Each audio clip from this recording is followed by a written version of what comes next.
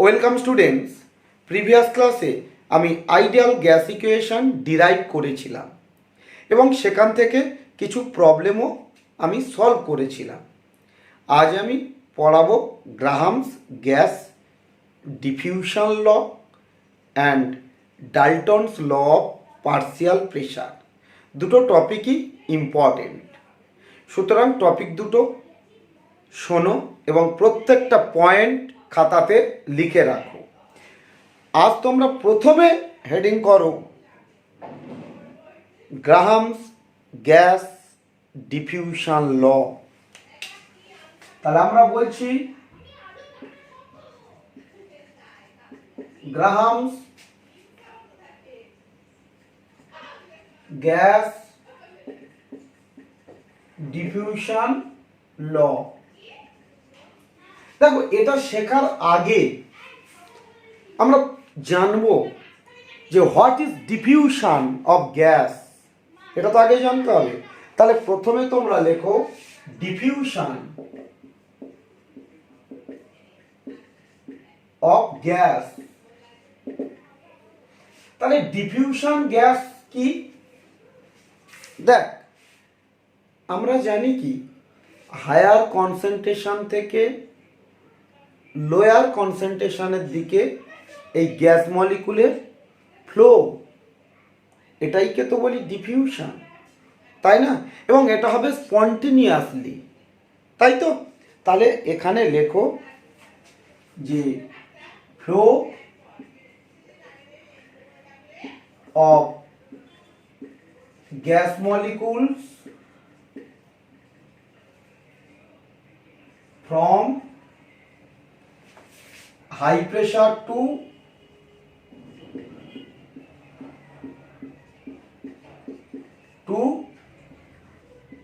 low pressure spontaneously.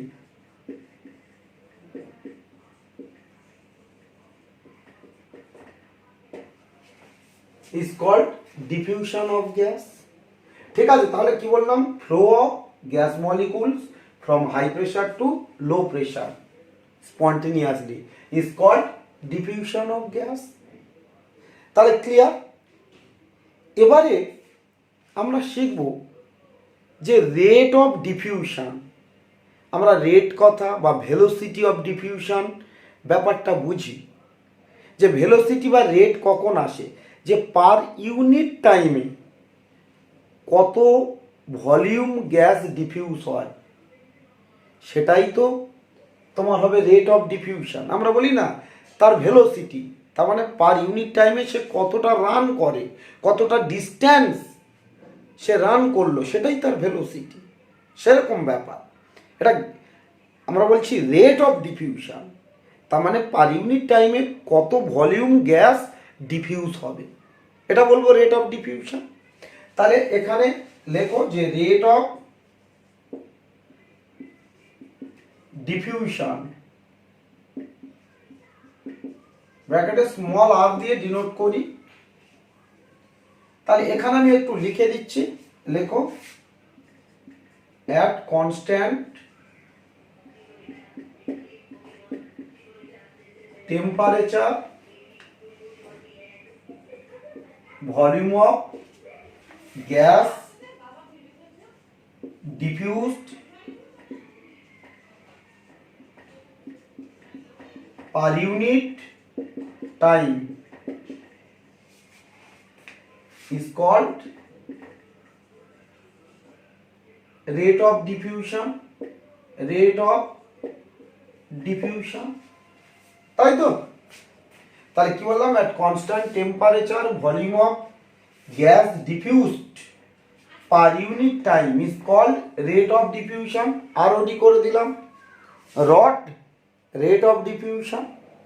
ঠিক আছে, ধর আমি মনে করলাম যে let at dt second VML gas is diffused.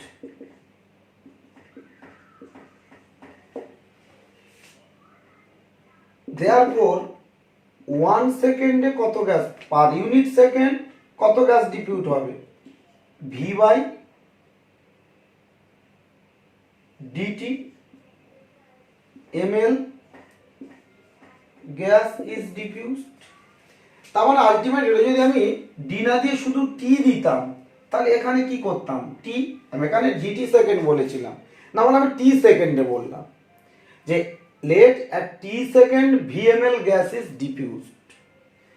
তাহলে পার ইউনিট সেকেন্ড অর্থাৎ 1 সেকেন্ডে কত গ্যাস ডিফিউজ হবে, ভি বাই টি, টি সেকেন্ডে ভিএমএল গ্যাস ডিফিউজড হচ্ছে, তাহলে 1 সেকেন্ডে ভি বাই টি। তাহলে পার ইউনিট টাইমে যে ভলিউম গ্যাস ডিফিউজ হয় তাকেই কি বলেছি, তাকেই বলেছি আমরা রেট অফ ডিফিউশন, তাই তো। তাহলে এখানে আমরা কি লিখতে পারি, অতএব আর ইকুয়াল টু কি ভি বাই টি, এটাই রেট অফ ডিফিউশন। ক্লিয়ার? তাহলে এর ইউনিট কি, ইউনিট দেখ উপরে ভলিউম মানে কি এমএল বা লিটারেও বলতে পারি, এমএল মিলিলিটার, আর নিচে কি পার সেকেন্ড, নিচে টাইম সেকেন্ড, বা লিটার পার সেকেন্ডও বলতে পারো, এখানে মিলিলিটার পার সেকেন্ড বলেছে, লিটার পার সেকেন্ডও বলতে পারো। তাহলে এই জায়গাটা ক্লিয়ার হলো যে ডিফিউশন, প্রথমে বলেছি ডিফিউশন কি না, flow of gas molecules from high pressure to low pressure. High pressure মানে কি, যেখানে গ্যাসের কনসেন্ট্রেশন বেশি সেখানে তো high pressure, high pressure to low pressure is called diffusion of gas. তারপর বললাম রেট অফ ডিফিউশন কি না, at constant temperature volume of gas diffused per unit time, সেটা তার ইউনিট ব্যাপারটা কি বুঝে গেলাম। তাহলে এটা আমি মুছে দিলাম। এবার আমরা ইফিউশন পড়ব, ইফিউশন।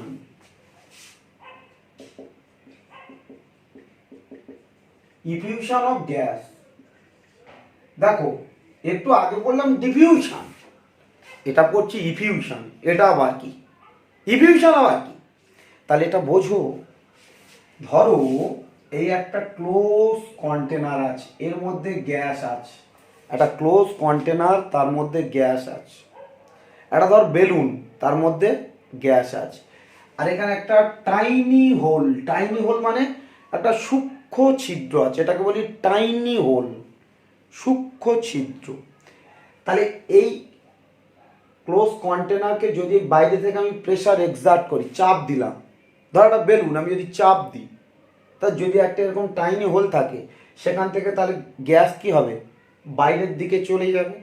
ইউনিডাইরেকশনাল ডিফিউশন হবে, মানে একদিকে ডিফিউজ করবে, যখন চাপ দিচ্ছি এখানে প্রেসার বেশি হয়ে যাচ্ছে, তাহলে প্রেসার বেশি প্রেসার থেকে কম প্রেসারের দিকে বাইরের দিকে চলে যাচ্ছে, তাহলে এটাও একটা ডিফিউশন, কিন্তু by exerting external pressure, external pressure দিয়েই ডিফিউশনটা হচ্ছে থ্রু এ টাইনি হোল, সেই জন্যে এটাকে আমরা কি বলছি, ইফিউশন। ঠিক আছে, ক্লিয়ার? তাহলে এখানে আমরা জাস্ট একটা লাইন লিখে দেব যে ইউনিডাইরেকশনাল ডিফিউশন, ইউনিডাইরেকশনাল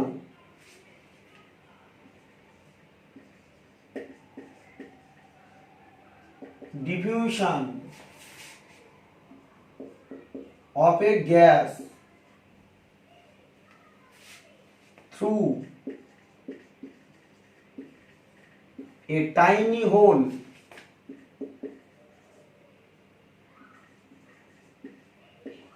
by exerting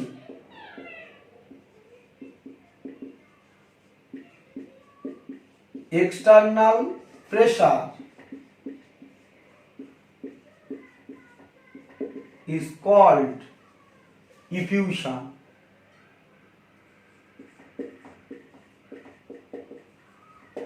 ঠিক আছে, ভালো করে দেখো।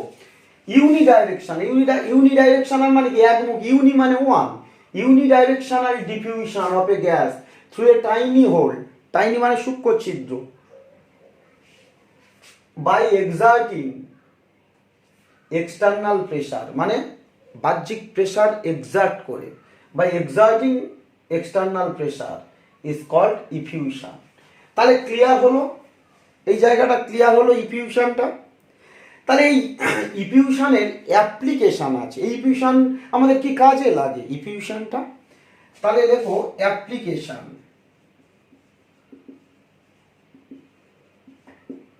Of effusion.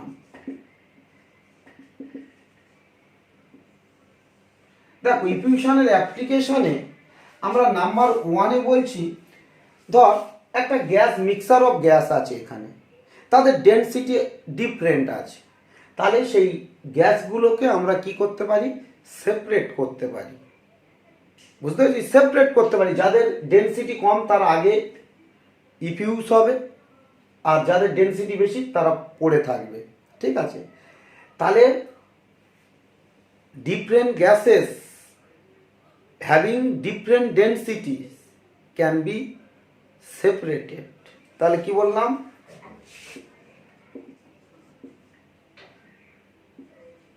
different having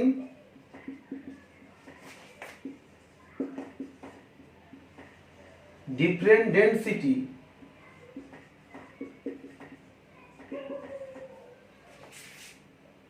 can be separated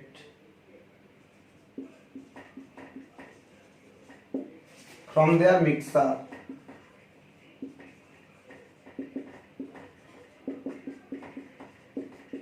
তাহলে একটা মিক্সার ডিফারেন্ট গ্যাসেস আছে, তাদের ডেনসিটি ডিফারেন্ট হলে সেই গ্যাসগুলোকে আমরা কি করতে পারি? সেপারেট করতে পারি। নাম্বার টুতে ধরো একটা গ্যাসের ডিফারেন্ট আইসোটোপস আছে, হাইড্রোজেনের ধরো তোমার প্রোটিয়াম, ডয়টেরিয়াম, ট্রিটিয়াম, তাই তো টয়টেরিয়াম, এদেরকে আমরা কি করতে পারি? সেপারেট করতে পারি। তাহলে আমরা এখানে বলছি different isotopes of a gas can be separated. Clear? তাহলে এই দুটো মেইন অ্যাপ্লিকেশন আমি ডিসকাস করলাম। তাহলে আশা করি ইফিউশন ব্যাপারটা কি বোঝা গেল এবং তাদের অ্যাপ্লিকেশনও আমরা বুঝতে পারলাম। তাহলে এই জায়গাটা আমাদের ক্লিয়ার হয়ে গেল। এবার আমি শেখাবো গ্রাহামস গ্যাস ডিফিউশন ল। ঠিক আছে? তাহলে হেডিং করো, গ্রাহামস গ্যাস ডিফিউশন ল। ভেরি সিম্পল একখানা ল আমরা এখানে ডিসকাস করব। তাহলে গ্রাহামস কি বলছেন লেখো, যে at constant pressure and temperature rate of diffusion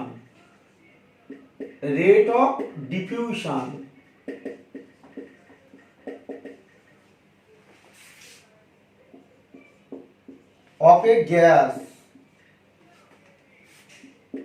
is inversely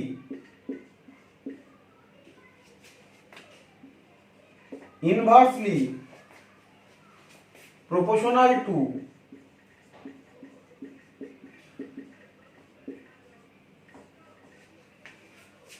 square root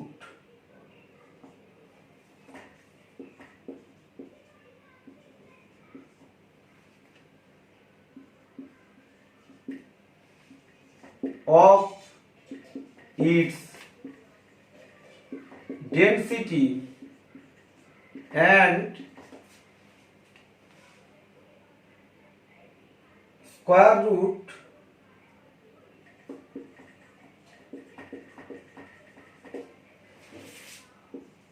of its molecular weight.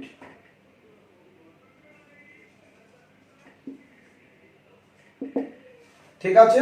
ভালো করে দেখো। তাহলে at constant pressure and temperature rate of diffusion of a gas is inversely proportional to square root of its density and square root of its molecular weight, মানে ওই গ্যাসের ডেনসিটির square রুটের সঙ্গে inversely proportional, আবার ওই গ্যাসের মলিকুলার ওয়েটের square রুটের সঙ্গে ইনভার্সলি প্রপোর্শনাল। তার মানে এখানে কি বললেন উনি বললেন R inversely proportional to square root of density of the gas.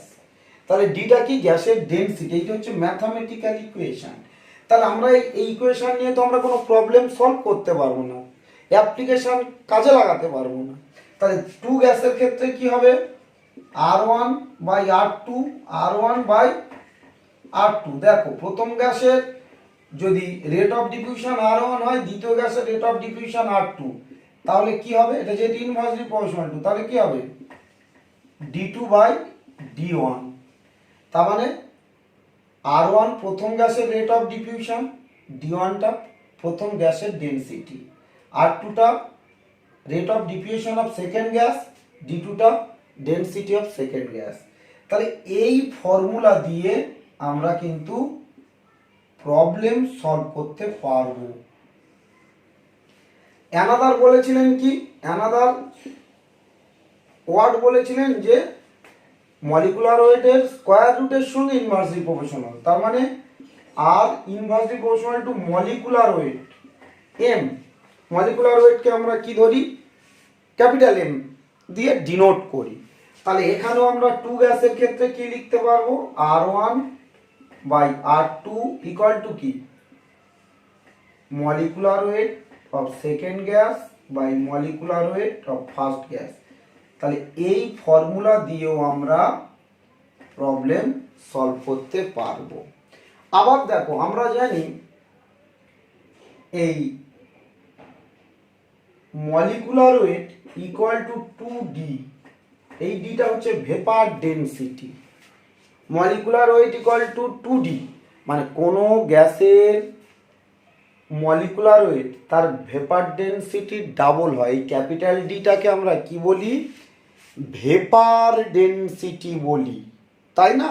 Capital ডিটাকে আমরা ভেপার ডেনসিটি বলি। তার মানে কি? M directly proportional to vapour density. তাহলে যে গ্যাসের ভেপার ডেনসিটি বেশি তার মলিকুলার ওয়েটও বেশি। তাহলে এই মলিকুলার ওয়েটের জায়গায় আমরা কি বসিয়ে দিতে পারি? ভেপার ডেনসিটিটা। তাহলে R1 by R2 equal to কি হবে? এই D2 বাই কি? D1। তাহলে D2 আর D1 বুঝতে পারছো তো? এটা সেকেন্ড গ্যাসের ভেপার ডেনসিটি, আর D1টা কি? ফার্স্ট গ্যাসের ভেপার ডেনসিটি। তাহলে এই ফর্মুলাটা ইউজ করেও আমরা ম্যাথামেটিক্যাল প্রবলেম সলভ করতে পারি। তাহলে গ্রাহামস গ্যাস ডিফিউশন লটা আশা করি ক্লিয়ার হলো, এবং তাদের ম্যাথামেটিক্যাল ইকুয়েশনগুলো সেটাও ক্লিয়ার হয়ে গেল। এবারে আমি একটা প্রবলেম দেব এবং সেটা সলভ করে দেখাবো। তাহলে এই গ্রাহামস গ্যাস ডিফিউশন ল থেকে যা যা কোশ্চেন আসবে আইডিয়াটা তোমাদের কমপ্লিট হয়ে যাবে। তাহলে এটা আমি মুছে দিলাম। এবারে প্রথম প্রবলেমটা দেখো। লেখো at constant pressure and temperature rate of diffusion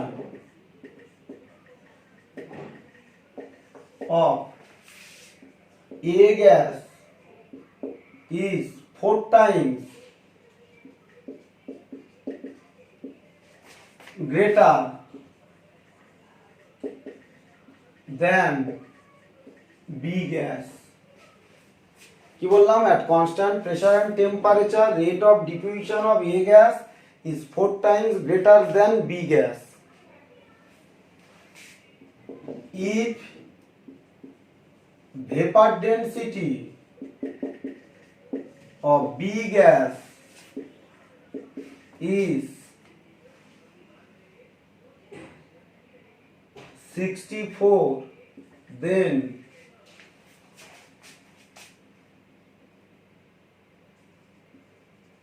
what will be molecular weight of A gas? Clear? একদম সিম্পল প্রবলেম দেখো, at constant pressure temperature rate of diffusion of a gas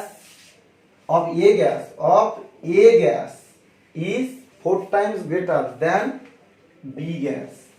তাহলে A গ্যাসের ভেপার ডেনসিটি B গ্যাসের থেকে 4 time বেশি, এই rate of diffusion B গ্যাসের থেকে 4 টাইমস বেশি। if vapor density of B gas is 64, B গ্যাসের ভেপার ডেনসিটি 64, তাহলে A গ্যাসের মলিকুলার ওয়েট কত?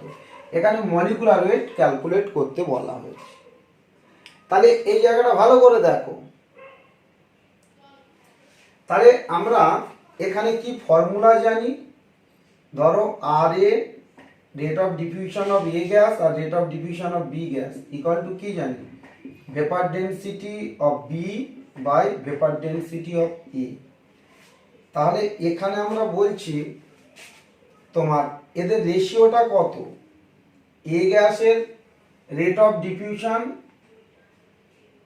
ইজ 4 টাইমস গ্রেটার, তাহলে ওটা যদি 4x হয় এটা x, আর বি গ্যাসের তোমার ভেপার ডেনসিটি কত? 64, তাই তো আমার বের করতে হবে কি এই ডি গ্যাসের ভেপার ডেনসিটি ক্যালকুলেট করতে হবে, এই তো। তাহলে x কেটে গেল, আমরা দুদিকে স্কয়ার করছি, তাহলে এখানে 16, ওদিকে তাহলে কি হচ্ছে তোমার 64 বাই ডিএ, 64 বাই ডিএ। তার মানে এখানে পাচ্ছি দেখো, এখানে ডিএ ইকুয়াল টু কি হচ্ছে 64 বাই 16, তাহলে 4 পাচ্ছি। তাহলে আমরা আবার কি জানি? মলিকুলার ওয়েট ইকুয়াল টু কি 2D এ গ্যাসের মলিকুলার ওয়েট বের করতে বলে, এখানে ভেপার ডেনসিটি বের করতে বলেনি, এখানে বলেছে মলিকুলার ওয়েট ক্যালকুলেট করতে। তাহলে m ইকুয়াল টু 2D, তাহলে m কত হচ্ছে 2 ইনটু 4, তার মানে কি 8। দেয়ারফর কি molecular weight of A gas is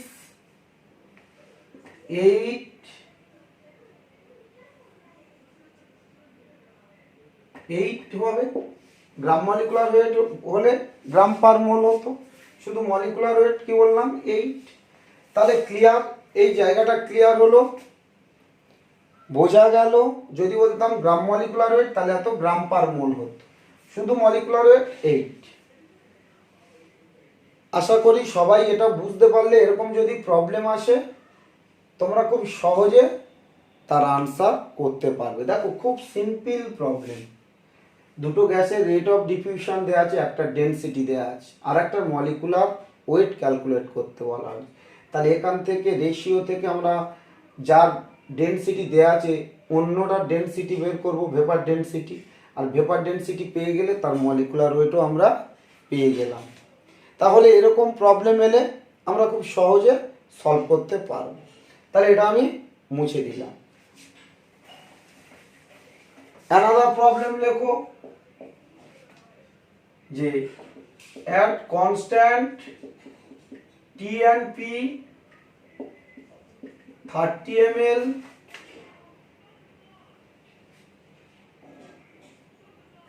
helium gas is diffused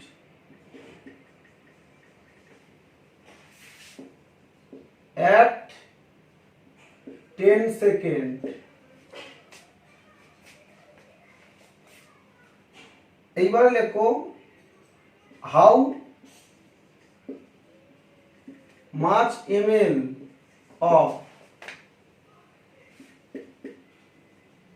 hydrogen gas will be diffused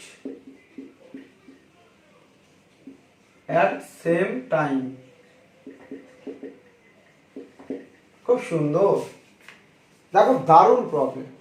যে একটা এখানে দেওয়া আছে হিলিয়াম গ্যাস 30 ml ডিফিউজ হয় কত সেকেন্ডে? 10 সেকেন্ডে। তাহলে বলছি ওই একই টাইমে হাইড্রোজেন গ্যাস কত ml ডিফিউজ হবে। ঠিক আছে, তাহলে রেট অফ ডিফিউশনের প্রবলেম এটা। রেট অফ ডিফিউশন আমরা কি জানি? আর ইকুয়াল টু ভি বাই টি, আগেই দেখিয়েছি। তাহলে এখানে দিলাম আর তোমার হিলিয়াম, নিচে দিলাম আর হাইড্রোজেন, আর এখানে কি মলিকুলার ওয়েট হাইড্রোজেন, নিচে মলিকুলার ওয়েট হিলিয়াম, এই তো। তাহলে এর রেট অফ মানে কত, এই রেট অফ ডিফিউশনটা আবার আমরা কি জানি? রেট অফ ডিফিউশনটা আর ভি বাই টি। তাহলে এখানে করে দিচ্ছি কি V helium by T helium, আর নিচে কি V hydrogen by T hydrogen, এই তো। ইকুয়াল টু কি হচ্ছে M hydrogen by M helium. আমরা রেট ইকুয়াল টু এইটা বসিয়ে দিলাম। ঠিক আছে, তাহলে এখান থেকে আমরা কি পাচ্ছি? এখান থেকে এখানে লিখছি, দেখো উল্টে দিলাম। তাহলে V helium by T helium into, এটা উল্টে গেল, T hydrogen by V hydrogen equal to কি পেলাম? M hydrogen by M helium, এই তো। তাহলে অর হিলিয়াম কত ml?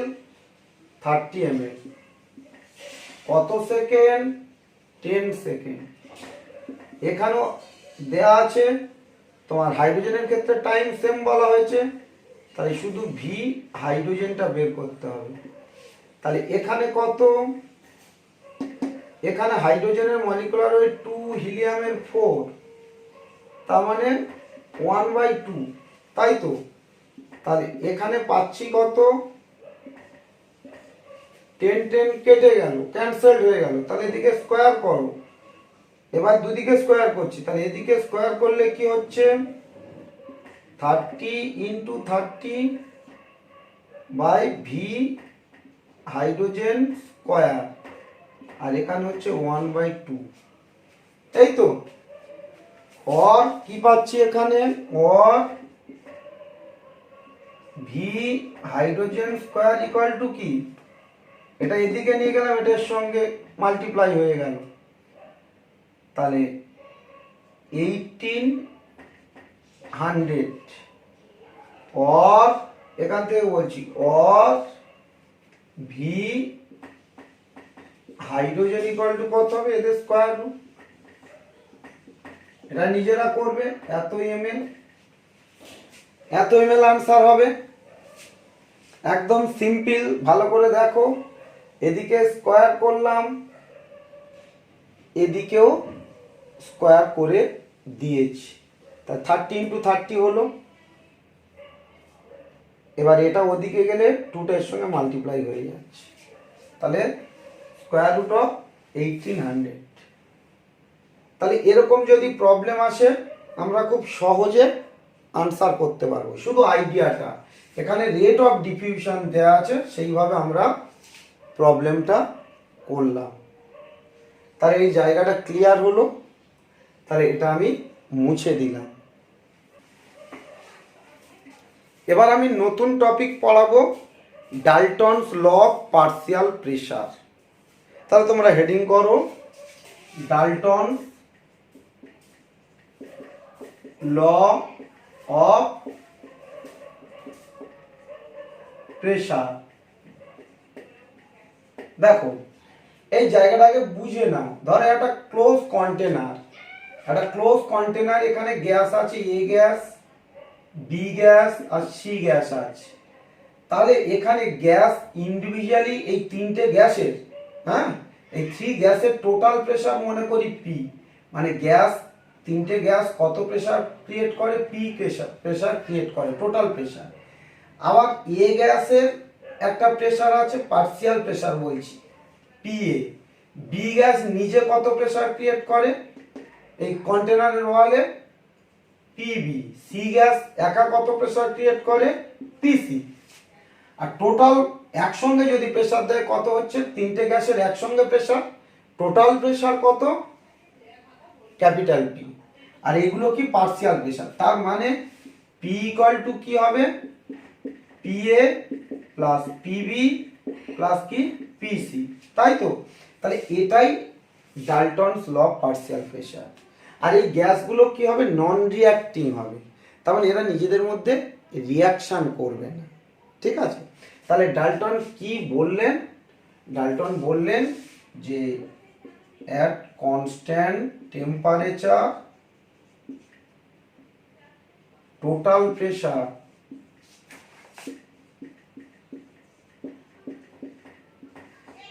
of mixture of non-reacting gases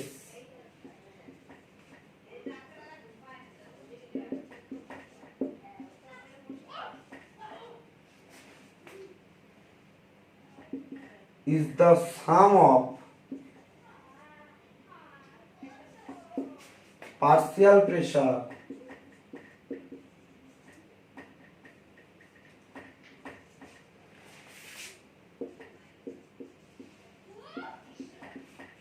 of all individual gases, ঠিক আছে।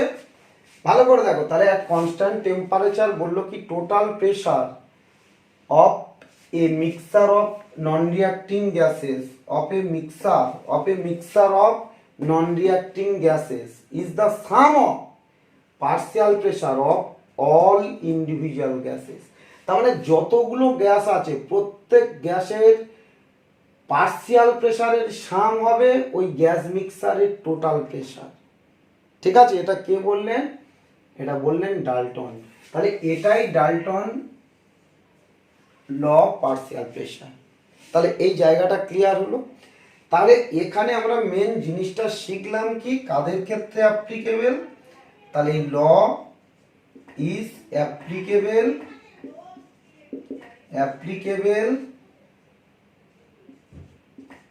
For non reacting gases.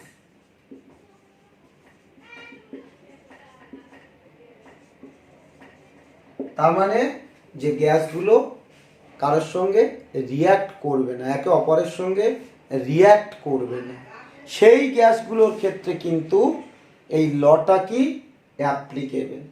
For example আমরা এখানে এক্সাম্পল দিচ্ছি, দেখো ধরো হাইড্রোজেন অ্যান্ড নাইট্রোজেন, এদের ক্ষেত্রে অ্যাপ্লিকেবল হবে, কারণ এরা রিয়্যাক্ট করে না, এয়ারে আছে এরা রিয়্যাক্ট করে না। নাইট্রোজেন অ্যান্ড যে কোনো ইনার্ট গ্যাস আর্গন, এদের ক্ষেত্রে অ্যাপ্লিকেবল হবে, এরা রিয়্যাক্ট করে না। এই হাইড্রোজেন অ্যান্ড অক্সিজেন এরাও রিয়্যাক্ট করে না, কারণ অক্সিজেন কি রিয়্যাক্ট করে, করে না। এই তোমার নাইট্রোজেন অ্যান্ড অক্সিজেন এদের ক্ষেত্রে হবে, এরাও রিয়্যাক্ট করে না। তাহলে এগুলোর ক্ষেত্রে অ্যাপ্লিকেবল হবে।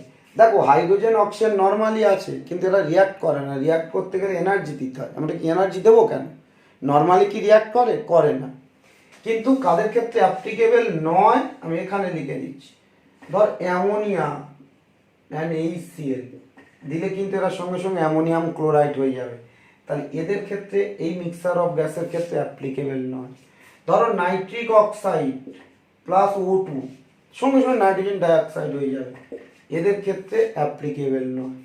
ধরো কার্বন মনোক্সাইড আর বললাম Cl2, দেখো এরা কার্বনিল ক্লোরাইড হয়ে যাবে, ফসজিন গ্যাস COCl2, এদের ক্ষেত্রেও অ্যাপ্লিকেবল নয়। তাহলে এগুলো থেকে আমাদের MCQ আসে পরীক্ষায়, বলবে যে Dalton's law of partial pressure is not applicable for the following mixer of gases, বলে চারটে অপশান থাকবে। তাহলে যদি এগুলো থাকে এদের ক্ষেত্রে অ্যাপ্লিকেবল নয়, ঠিক আছে। এই আইডিয়াগুলো যেন মাথায় থাকে, এরা অ্যামোনিয়াম ক্লোরাইড হবে, এরা নাইট্রোজেন ডাইঅক্সাইড হবে, এরা COCl2 phosgene gas carbonyl chloride gas তৈরি হবে, ঠিক আছে। তাহলে এই আইডিয়াটা বোঝা গেল, এটা আমি মুছে দিলাম। এবার একটা পরীক্ষা একটা প্রুফ আসে যে কোনো গ্যাসের partial pressure equal two product of its mole fraction and total pressure of the gas mixer, এরমভাবে প্রুফ পড়ে। তাহলে দেখো কি আসে, যে proof partial pressure of a gas is the product মানে গুণফল, product of mole fraction of that gas and total pressure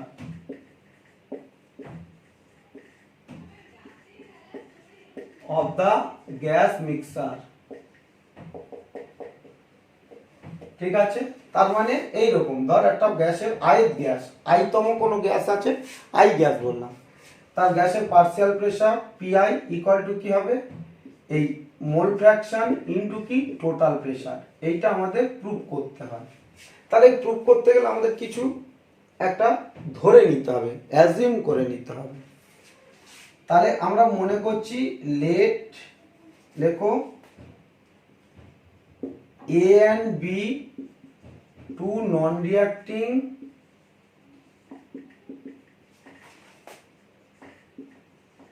gases are present in a closed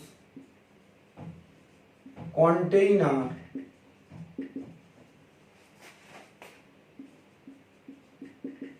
having volume V and total pressure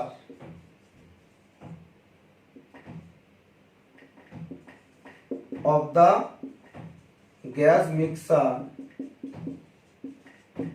is capital P। ঠিক আছে, at temperature T। ঠিক আছে, এইটা আগে ধরে নিতে হবে যে let A and B two non-reacting gas are present, হ্যাঁ, non-reacting gas are present in a closed container, যে কন্টেনারের volume V and total pressure of the gas mixture is P at constant temperature T।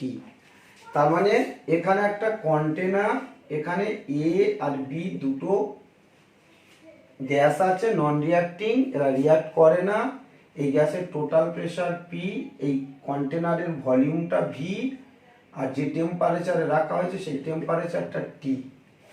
এবারে এদের mole number N A আর B এর mole number N B, এইটা এবারে আমরা এখানে ধরে নেব যে Na and Nb are the mole number if, এখানে ধরে নিচ্ছি if Na and Nb are the mole number of A and B gases respectively,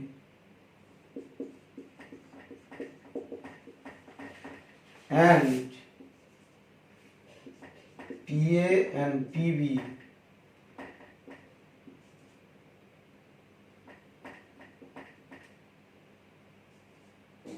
and Pb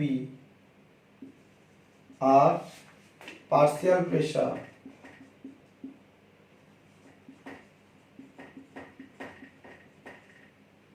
of A and B gas respectively। তাহলে এইটুকু আমরা বললাম যে যদি Na আর Nb আর mole number of A and B gas হয়, আর P and Pb যদি partial pressure of A and B gas হয়, তখন আমরা কি লিখবো যে টোটাল মোল ইকুয়াল টু কি Na প্লাস Nb, এটা টোটাল মোল, আর টোটাল প্রেসার ইকুয়াল টু দেয়া আছে P, P ইকুয়াল টু কি হবে Pa প্লাস Pb, এইটা। ঠিক আছে, এবার দেখো A গ্যাসটা টোটাল এই কন্টেনারের মধ্যে আছে, তাহলে A গ্যাসের ভলিউম কি, কন্টেনারের ভলিউম যা সেটাই A গ্যাসের ভলিউম। আবার বি গ্যাসটাও টোটাল কন্টেনারের মধ্যে আছে, সব জায়গায় তো বি গ্যাসের কণাগুলো ছড়িয়ে আছে, বি গ্যাসের মলিকুলগুলো তো সব জায়গায় স্প্রেড করে আছে, তার মানে বি গ্যাসেরও ভলিউম ভি, আবার এ গ্যাসেরও volume V.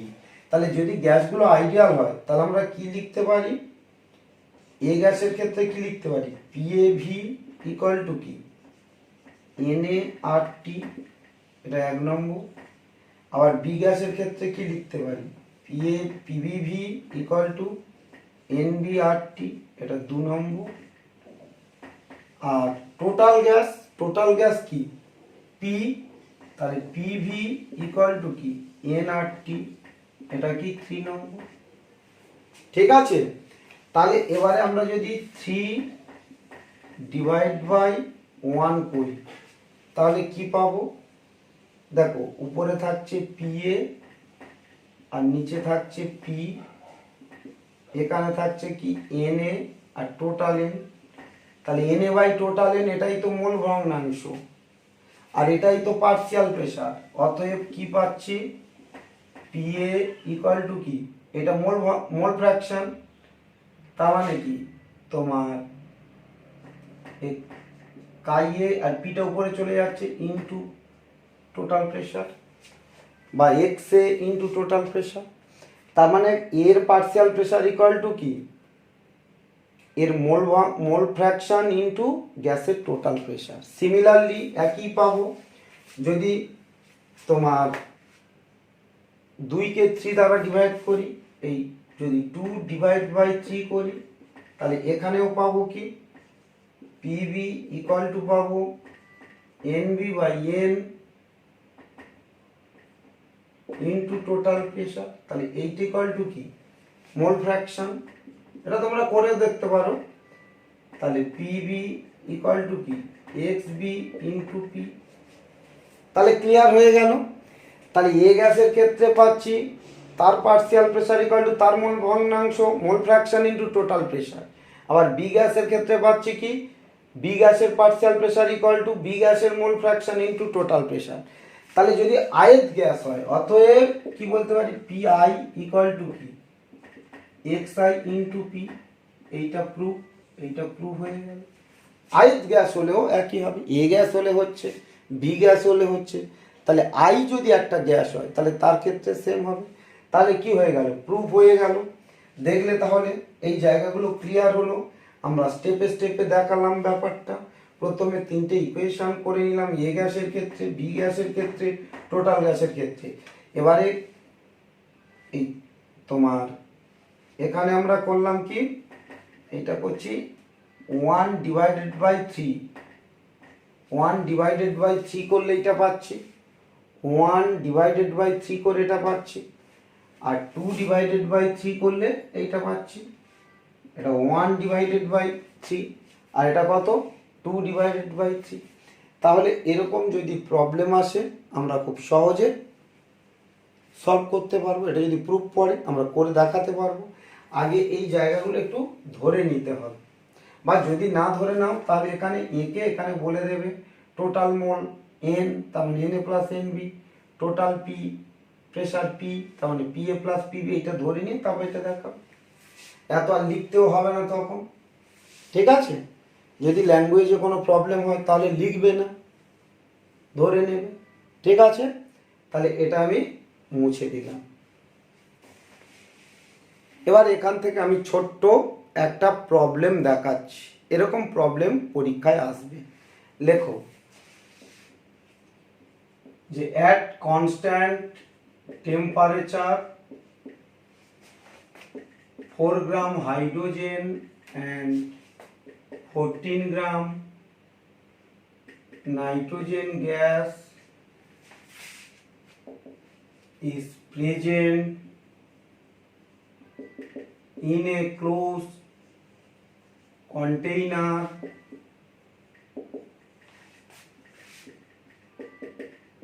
having volume V and total pressure of the gas mixture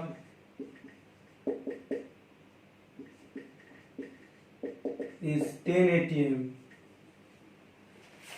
Calculate partial pressure